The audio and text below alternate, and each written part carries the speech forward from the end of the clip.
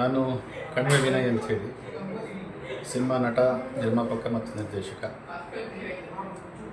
ಜೊತೆಗೆ ಸಮಾಜ ಸೇವಕ ಮತ್ತು ಪ್ರಸ್ತುತ ಈ ವರ್ಷ ನರಸಿಂಹರಾಜಪುರ ರೋಟರಿ ಕ್ಲಬ್ನ ಅಧ್ಯಕ್ಷ. ಇವತ್ತು ಡಾಕ್ಟರ್ ಮಧುರಾಣಿಗೌಡ ಮತ್ತು ಮಹೇಶ್ ಜಿ ಕೆ ಅವರ ನೇತೃತ್ವದಲ್ಲಿ ಒಂದು ಒಳ್ಳೆಯ ಕಾರ್ಯಕ್ರಮ, ಅಂದರೆ ಜಾನಪದವನ್ನು ಉಳಿಸ್ತಕ್ಕಂಥ ಕೆಲಸ ಮಾಡ್ತಾಯಿದ್ದಾರೆ. ಜಾಗತಿಕ ಜಾನಪದ ಹಬ್ಬ ಅನ್ನೋ ಕಾರ್ಯಕ್ರಮದ ಮುಖಾಂತರ ಜಾನಪದವನ್ನು ಉಳಿಸ್ತಕ್ಕಂಥ ಕೆಲಸ ಮಾಡ್ತಾಯಿದ್ದಾರೆ. ಕಾಲೇಜುಗಳ ಮಧ್ಯೆ ಸ್ಪರ್ಧೆ, ಜಾನಪದ ಗೀತೆಗಳ ಸ್ಪರ್ಧೆ ಇರ್ಬೋದು, ಜಾನಪದ ಸ್ಕಿಟ್ಗಳ ಸ್ಪರ್ಧೆ ಇರ್ಬೋದು, ಅದನ್ನು ನಡೆಸ್ತಾ ಇದ್ದಾರೆ. ಮಕ್ಕಳಿಗೆ ಅವಶ್ಯಕವಾಗಿರ್ತಕ್ಕಂಥದ್ದು ಜಾನಪದ. ಈಗ ಜನಪದ ಅಂತ ಹೇಳಿದರೆ ನೀವು ಹೆಸರಿನಲ್ಲಿರುವ ಹಾಗೆ ಜನ ಪ್ಲಸ್ ಪದ, ಅಂದರೆ ಜನಗಳ ಬಾಯಲ್ಲಿ ಬಂದಿರತಕ್ಕಂಥ ಪದ ಅದು ಜನಪದ ಆಗ್ತದೆ ಅಂತೇಳಿ. ಜನಪದ ಅಂದರೆ ಬರೀ ಅದು ಸಂಸ್ಕೃತಿ ಅಲ್ಲ, ಭಾರತೀಯ ಸಂಸ್ಕೃತಿ ಮಾತ್ರ ಅಲ್ಲ, ಭಾರತೀಯ ಸಂಸ್ಕಾರ ಕೂಡ. ಸಂಸ್ಕಾರ ಯಾಕೆ ಬೇಕು ಅಂತ ಹೇಳಿದರೆ, ಈಗ ಮಕ್ಕಳಲ್ಲಿ ಕಡಿಮೆ ಆಗ್ತಾ ಇರೋದೇ ಸಂಸ್ಕಾರ. ಬರೀ ಶಿಕ್ಷಣಕ್ಕೆ ಒತ್ತು ಕೊಡೋದ್ರಿಂದ ಹಿಂದಿನವರೇ ಭಾಳ ಹಿಂದೆ ಒಂದು ಗಾದೆ ಕೂಡ ಇದೆ, ಶಿಕ್ಷಣ ನಮ್ಮನ್ನು ಮೇಲಕ್ಕೆ ಏರಿಸೋದ್ರಲ್ಲಿ ಮಾತ್ರ ಸಹಾಯ ಮಾಡುತ್ತೆ. ಮೇಲಕ್ಕೆ ಹೋದ ನಂತರ ಎಡವಿ ಬೀಳ್ದಾಗೆ ನೋಡ್ಕೊಳ್ಳಿಕ್ಕೆ ಸಂಸ್ಕಾರ ಬೇಕಂತೆ. ಹಾಗಾಗಿ ಸಂಸ್ಕಾರ ವಿತ್ ಶಿಕ್ಷಣ ಇದ್ದರೆ ಮಾತ್ರ ಮನುಷ್ಯ ಪರಿಪೂರ್ಣ ಆಗಲಿಕ್ಕೆ ಸಾಧ್ಯ. ಇಲ್ಲ ಅಂತೇಳಿದರೆ ಏನಾಗುತ್ತೆ ಅಂದರೆ, ಬರೀ ಶಿಕ್ಷಣ ಪಡೆದವರೆಲ್ಲ ಇವತ್ತು ಅಮೆರಿಕದಲ್ಲಿ ಉದ್ಯೋಗ ಪಡ್ಕೊಂಡಿದ್ದಾರೆ, ಅಪ್ಪ ಅಮ್ಮನ ಬೀದಿಲಿ ಹಾಕಿದ್ದಾರೆ. ಸಂಸ್ಕಾರ ಮತ್ತು ಶಿಕ್ಷಣ ಇದ್ದವರು ಭಾರತದಲ್ಲೇ ಬೆಳೆದು ಇಲ್ಲೇ ಏನೋ ಸ್ವಯಂ ಉದ್ಯೋಗ ಮಾಡಿಕೊಂಡು ಅಪ್ಪ ಅಮ್ಮನ್ನು ಸಾಕಿ ಇವತ್ತು ಬೆಳೆಸ್ತಾ ಇದ್ದಾರೆ. ಅಂದರೆ ಇದು ವ್ಯತ್ಯಾಸ. ಹಾಗಾಗಿ ಮಕ್ಕಳಿಗೆ ಜನಪದ ಯಾಕೆ ಅವಶ್ಯಕ ಅಂತ ಹೇಳಿದರೆ, ಈ ಥರ ಕಾರ್ಯಕ್ರಮಗಳ ಮುಖಾಂತರ ನಾವು ಮಾಡಲೇಬೇಕಾಗಿದೆ. ಸ್ವಲ್ಪ ಸಂಸ್ಕಾರವನ್ನು ಬೆಳೆಸಲಿಕ್ಕೆ, ಸಂಸ್ಕೃತಿಯನ್ನು ತಿಳಿಸಲಿಕ್ಕೆ ಜಾನಪದ ಭಾಳ ಅತ್ಯವಶ್ಯಕ.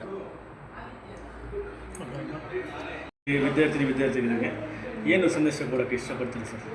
ಅಲ್ಲ, ಅದೇ ನಾನು ಭಾಳಷ್ಟು ಕಡೆ ಹೇಳ್ತೇನೆ, ಶಿಕ್ಷಣದಲ್ಲಿ ಸಂಸ್ಕಾರಕ್ಕೆ ಪ್ರಾಥಮಿಕವಾಗಿ ಕೊಡಬೇಕು ಅಂತ.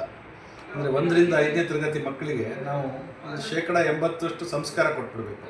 ಶಿಕ್ಷಣದ ಒತ್ತನ್ನು ಜಾಸ್ತಿ ಒತ್ತಬಾರ್ದು. ಶಿಕ್ಷಣ ಇಂಥದ್ದೇ ಪಡಿಬೇಕು, 5ನೇ ಕ್ಲಾಸಲ್ಲಿ ಫಸ್ಟ್ ಬರಬೇಕು, ಇಲ್ಲ ಕಾಂಪಿಟೇಷನಲ್ಲಿ ಭಾಗವಹಿಸಬೇಕು, ಇದನ್ನೆಲ್ಲ ಕಲಿಸೋದಕ್ಕಿಂತ ಅವನಿಗೆ ಒಳ್ಳೆಯ ಸಂಸ್ಕಾರ, ಅವನ ಎದುರುಗಡೆ ಸೋತವನನ್ನು ಸಂತೈಸೋದನ್ನು ಕಲಿಸ್ಬೇಕು. ಅವನು ಸೋತಾಗ ಅವನು ಸಂತೃಪ್ತಿಯನ್ನು ಪಡೋದನ್ನು ಕಲಿಸ್ಬೇಕು.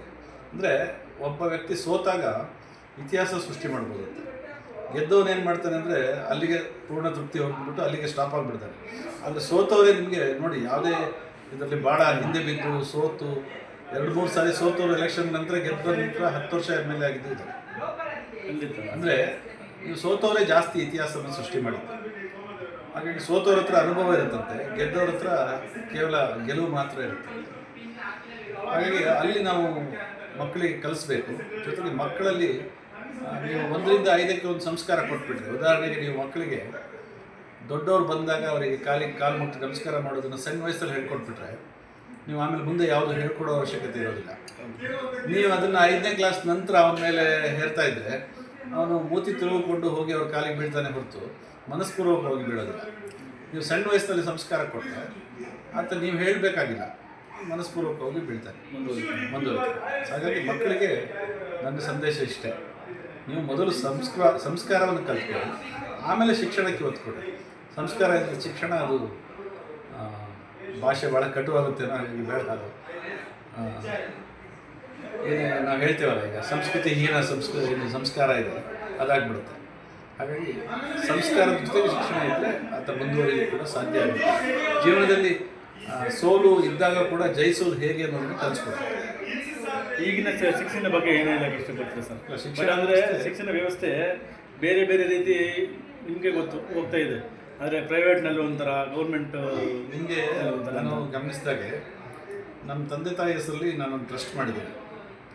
ನಮ್ಮ ತಂದೆ ತಾಯಿ ಸತ್ತಾಗ ನಾನು ತಿಥಿ ಮಾಡಲಿಲ್ಲ, ಅವರ ತಿಥಿಯನ್ನು ಮಾಡಬೇಕಿತ್ತು 11ನೇ ದಿನಕ್ಕೆ, ನಾನು ತಿಥಿ ಮಾಡಲಿಲ್ಲ. ಪ್ರತಿ ವರ್ಷ ನಮ್ಮ ತಂದೆ ಶಿಕ್ಷಕರಾಗಿದ್ದರು. ಪ್ರತಿ ವರ್ಷ ಒಂದು ಸ್ಕೂಲಿಗೆ ಒಂದು ಸ್ಮಾರ್ಟ್ ಕ್ಲಾಸ್ ಕೊಡಬೇಕು ಅಂತ ನನ್ನ ಕನಸಾಗಿತ್ತು. ಅಂದರೆ ಅವರ ತಿಥಿಯನ್ನು ಸ್ಮಾರ್ಟ್ ಕ್ಲಾಸ್ ಕೊಡೋದ್ರ ಮುಖಾಂತರ ಮಾಡ್ತಾ ಬಂದೆ.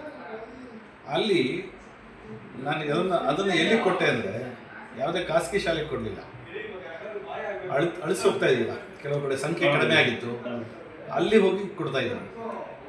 ಯಾಕೆಂದರೆ ಅಲ್ಲಿ ಸರ್ಕಾರಿ ಶಾಲೆ ಉಳಿಲಿ ಅಂತ. ನಾನು ಮೊದಲೇ ಹೇಳ್ದಂಗೆ ಸರ್ಕಾರಿ ಶಾಲೆ ಉಳಿದ್ರೆ ಭಾರತೀಯ ಸಂಸ್ಕೃತಿ ಉಳಿದಂಗೆ. ಖಂಡಿತ. ಯಾಕೆಂದರೆ ನಾವು ಮನೆಯಿಂದ ಶಾಲೆಗೆ ಹೋಗ್ತಾರೆ ಹತ್ತಿರದಲ್ಲಿದ್ದರೆ. ಈಗೇನಾಗಿದೆ, ಖಾಸಗಿ ಶಾಲೆ ಸಂಸ್ಕೃತಿ ಹೆಂಗಾಗಿದೆ ಅಂದರೆ, ನಿಮಗೆ ಅವನು ಹಾಸ್ಟೆಲಲ್ಲಿ ಇರ್ತಾನೆ. ಎಲ್ಲಿಂದ? ಎಲ್ ಕೆ ಜಿಯಿಂದ ಅವನು ಮನೆ ಬಿಟ್ಟಿರ್ತಾನೆ. ಅವನಿಗೆ ಅಪ್ಪ ಅಮ್ಮ ಅಂದರೆ ಸಂಬಂಧನೇ ಗೊತ್ತಿರೋದಿಲ್ಲ, ಅಪ್ಪ ಅಮ್ಮನ ಪ್ರೀತಿ ಸಿಕ್ಕಿರೋದಿಲ್ಲ. ಹಾಗಾಗಿ ಅವನು ಈಸಿಯಾಗಿ ಕಳಿಸ್ತಾನೆ.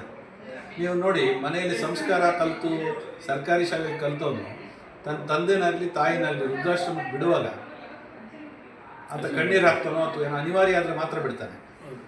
ಆದರೆ ನೀವು ಪ್ರೈವೇಟ್ ಶಾಲೆಯಲ್ಲಿ ಓದಿ ಉದ್ಯೋಗ ಪಡೆದವರು ಭಾಳ ಈಸಿಯಾಗಿ ಬಿಡ್ತಾರೆ, ತಗೊಂಡೋಗಿ ಅವ್ರನ್ನ ಆರಾಮಾಗಿ ಬಿಟ್ಟು ಬರ್ತಾರೆ. ಬಟ್ ಅವನು ಆಲೋಚನೆ ಮಾಡಬೇಕು, ಮುಂದೆ ಅವನ ಮಕ್ಕಳು ಕೂಡ ಅವನಿಗೆ ಅದೇ ಗತಿಯನ್ನು ಕಾಣಿಸ್ತಾರೆ. ಹಾಗಾಗಿ ಸಂಸ್ಕಾರ ಭಾಳ ಮುಖ್ಯ.